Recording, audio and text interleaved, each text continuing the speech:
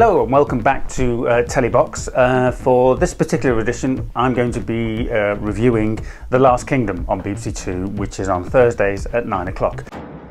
And this is our land, our England,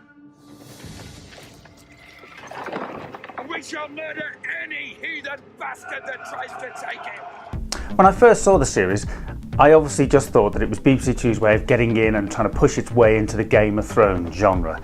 You know, a kind of fantasy, epic, kind of timeless sword and sandal kind of thing, but actually it didn't. If you look at it, it's more equivalent to something like Vikings, which is on Amazon Prime. Now, the one thing that it doesn't have that Vikings and Game of Thrones has is obviously an extensive budget. You know, instead of creating these lavish landscapes and these incredible sort of cities and whatever, it all seems to happen on a muddy field somewhere in Cumbria.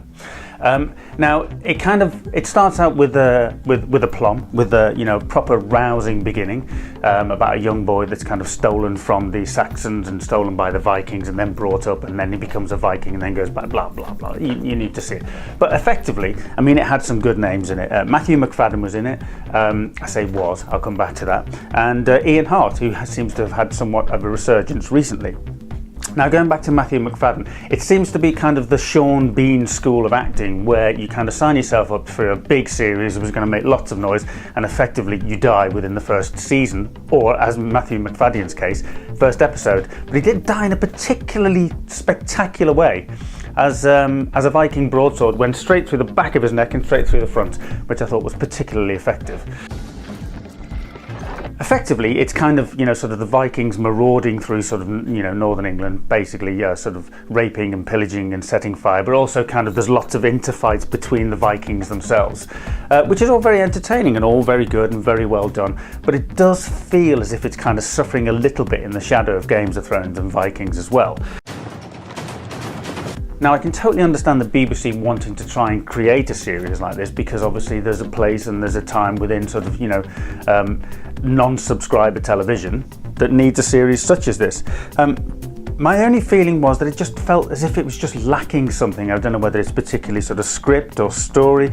And one thing we need to applaud the BBC for the production of Last Kingdom is that they have employed an awful lot of Scandinavian and Nordic actors.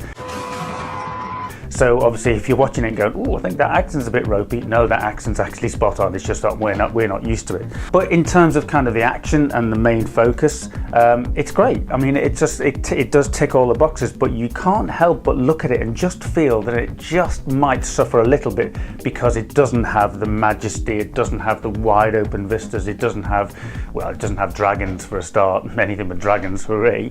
It doesn't have kind of the interchangeable stories that Game of Thrones has. It doesn't obviously have kind of the amount of backing that Vikings has on Amazon Prime.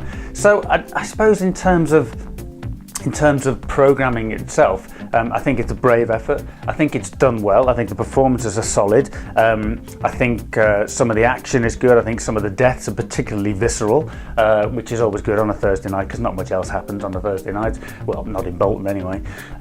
So yeah, I think we probably have to say that The Last Kingdom will probably go to a second series. I'll be interested to see where the actual plot goes. In terms of a Thursday night, 9 o'clock BBC Two, I think it's a good series. And from me, it gets 4 cups of tea out of 5.